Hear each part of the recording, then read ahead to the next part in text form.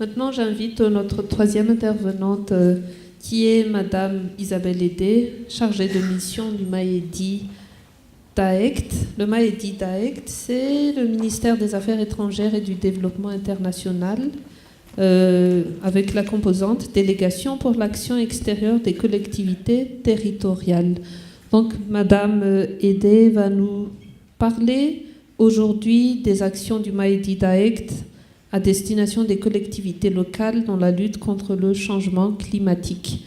Donc, Madame, la parole est à vous pour 15 minutes. Merci.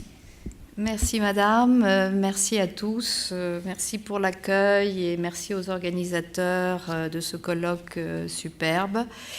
J'ai l'impression ici d'être la seule à ne pas être spécialiste en agriculture. Donc, je vous parlerai peut-être d'un sujet, par contre, qui vous est un peu plus étranger, qui est celui de l'action de mon ministère, c'est-à-dire le ministère des Affaires étrangères français, qui s'appelle maintenant ministère des Affaires étrangères et du Développement international, dans la mise en partenariat des collectivités territoriales. Il y a un point qui apparaît dans les différentes présentations, et ce point est que les projets fonctionnent à condition que les collectivités locales, les collectivités territoriales s'impliquent. La gestion de l'eau, la gestion du foncier, l'accès à la terre en général, on l'a vu, la gestion des déchets, tout ça dépend pratiquement partout des collectivités territoriales. Et il y a une particularité de la coopération française, c'est que les collectivités territoriales françaises ont noué depuis très longtemps des partenariats avec les collectivités territoriales étrangères. C'est un mouvement de grande ampleur qui date, je dirais, d'au moins 50-60 ans et qui a pris un essor plus récent à partir de 1998, avec une loi qui a autorisé les municipalités françaises à avoir des budgets de coopération. Alors on est sur des chiffres considérables au niveau mondial, avec, vous voyez, en tout, depuis que ça a commencé, 13 600 coopérations, couvrant pratiquement le monde entier.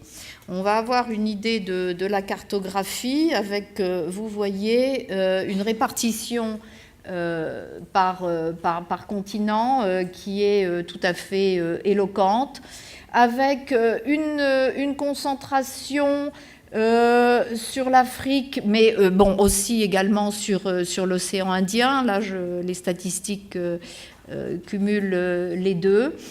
Comme je vous dis, sur une longue période. Pour en venir aux priorités actuelles donc de la délégation pour l'action extérieure des collectivités territoriales, on s'est rendu compte que cette coopération décentralisée fonctionnait depuis toujours sur des programmes, je dirais, traditionnels, d'éducation, d'aide humanitaire, de défense du patrimoine, de liens entre les élus qu'il fallait faire évoluer. Et l'évolution est venue tout naturellement de par l'agenda mondial. Vous le savez aussi bien que moi, sur les 17 objectifs du développement durable qui ont été adoptés, il y en a, sur ces 17, il y en a au minimum 7 sur les 17 qui sont directement liés à la question de la durabilité et en fait directement lié en fait à la mise en œuvre des engagements pris à la COP 21 dans le cadre de l'accord de Paris pour lutter contre le dérèglement climatique. Alors je ne vais pas vous les rappeler nominalement, mais c'est l'objectif numéro 6, accès à une eau propre, 7, l'énergie propre, 11, avoir des villes et des communautés durables, 12, avoir une consommation et une production responsable, 14, préserver la vie aquatique, 13, évidemment, prendre des mesures contre le changement climatique, et 15, préserver la biodiversité terrestre. Donc, tout naturellement, la coopération décentralisée s'est tournée vers l'appui à la réalisation de ces objectifs. Alors, la délégation pour l'action extérieure des collectivités territoriales est un petit instrument par rapport à l'Agence française de développement, mais néanmoins, nous avons des appels à projets, et en particulier 2 thèmes prioritaires. Donc un appel à projet, il y a eu Climat 1 et Climat 2, au cours duquel on a validé 21 projets d'une valeur totale d'un peu plus d'1,5 million d'euros. La première fois, et puis donc ça c'était pour Climat 1, pour Climat 2 à peu près 3 millions d'euros en 2016 pour 20 projets. L'autre axe prioritaire, mais qui finalement rejoint la préoccupation actuelle, c'est les questions de formation et de mobilité de la jeunesse. On voit bien que pour le thème spécifique de l'agriculture urbaine, ça ne pourra fonctionner que si on amène des jeunes à s'y intéresser. On a vu le programme qui concerne des mineurs incarcérés, mais bien évidemment, tout ça n'a un avenir qu'à condition que la jeunesse s'y mette. En ce qui concerne l'agriculture en général, on n'abandonne pas le sujet. On n'est pas seulement sur les questions de dérèglement climatique. On a toujours des projets agricoles, je dirais un peu traditionnels dans le monde entier, avec une concentration assez importante sur l'Afrique subsaharienne et aussi ici à Madagascar. Et je peux peut-être même vous donner un exemple à partir de 2 projets que je dirais traditionnels d'appui. Dans un pays qui n'est pas si lointain, on a une coopération en Afrique du Sud entre la région Bourgogne-Franche-Comté et la province du Cap-Occidental. On a eu 3 conventions successives qui avaient pour objet donc le renforcement des capacités des ouvriers agricoles de cette province, parce que ces ouvriers travaillent généralement sur des grands domaines viticoles, mais ils ont besoin aussi de nourrir une famille, et donc il y a eu un apprentissage complémentaire de techniques agricoles de subsistance familiale.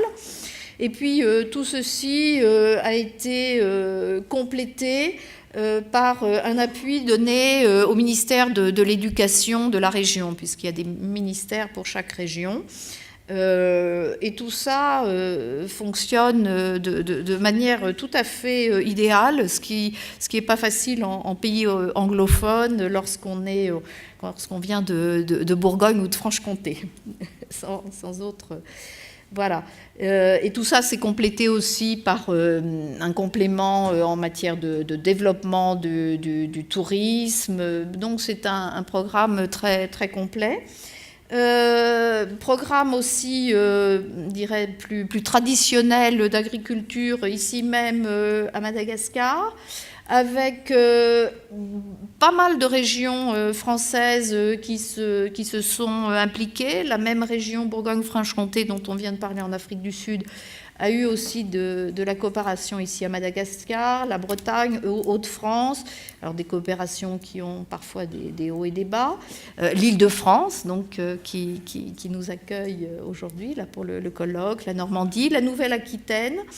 Je soulignerai le programme de Nouvelle-Aquitaine ici même, avec la région ITAS, qui est en fait un programme d'appui à la stratégie nationale de formation agricole et rurale, avec donc des programmes de formation, avec aussi de la mobilité, c'est-à-dire des échanges entre chercheurs, professeurs et étudiants, et plusieurs catégories de populations bénéficiaires. Voilà. Pour en revenir au sujet actuel donc, du colloque, qui est celui de l'agriculture urbaine. Donc, ma structure, la délégation pour l'action extérieure des collectivités territoriales, apporte un appui depuis un certain temps. Ça s'est fait en 2 phases. Malgré tout, on déplore le fait de ne pas avoir assez de bons projets. Depuis que la coopération entre collectivités françaises et malgaches existe, c'est-à-dire, comme je vous dis, quand même plusieurs décennies, on a monté à peu près 220 projets, ce qui est considérable, mais avec une grande concentration sur la capitale. Et finalement, dans les années récentes, une décroissance, je dirais, du nombre de projets, et finalement assez peu de projets sur l'axe environnement, climat et énergie. Actuellement, il y a 15 projets dans tout le pays sur cet axe-là, dont 10 dans la capitale, mais finalement on a pu en financer qu'un seul. Parce que la qualité des projets, pour nous, c'est la mutualisation. Et la qualité du projet Olna, c'est de mettre réellement en réseau plusieurs acteurs, l'Île-de-France, la communauté urbaine d'Antananarivo, mais des structures de recherche en France, AgroParisTech, Experts Solidaires, Parcs et Jardins, c'est-à-dire à la fois des acteurs français de divers niveaux, des acteurs malgaches de divers niveaux. Et on retrouve rarement cette qualité dans les projets. On a vu émerger lors du dernier appel à projet, malgré tout, un projet très intéressant sur l'île Sainte-Marie qu'on va financer, qui est sur la protection de la mangrove et qui se fera d'ailleurs en partenariat avec l'AFD, ce qui me permet de faire le lien avec le partenaire. Et je voudrais donc faire un appel à tous pour dire que la plupart des collectivités territoriales dans lesquelles vous travaillez ont des partenaires en France. Je ne parle pas seulement de Madagascar, mais on a ici des personnes qui viennent du Sénégal, qui viennent du Burkina. Et il faut vraiment aller voir vos élus et leur demander qui sont leurs partenaires en France et leur demander de faire émerger cette problématique et de réellement de s'impliquer, de monter des projets pour l'agriculture durable. Ma structure est disposée à les financer dans la limite de certains moyens, malgré tout. Mais vraiment, n'hésitez pas à solliciter vos collectivités et à leur dire de se tourner vers leurs partenaires français pour sortir, je dirais, de la coopération décentralisée traditionnelle. Il y a 2 fonds. Il y a le FICOL de l'AFD, dont... Monsieur parlera peut-être tout à l'heure. Et il y a également le fonds de mon ministère. Et les deux se complètent avec mon ministère qui finance le plus souvent les études de projet quand il s'agit d'un projet lourd financièrement. Et ensuite la réalisation qui passe par le FICOL de l'AFD. Voilà, c'est ce que j'avais à vous dire. J'ai été peut-être un petit peu longue, mais disposée à écouter vos questions. Merci. Merci beaucoup, Madame Hédé. Et je vous invite déjà à prendre place.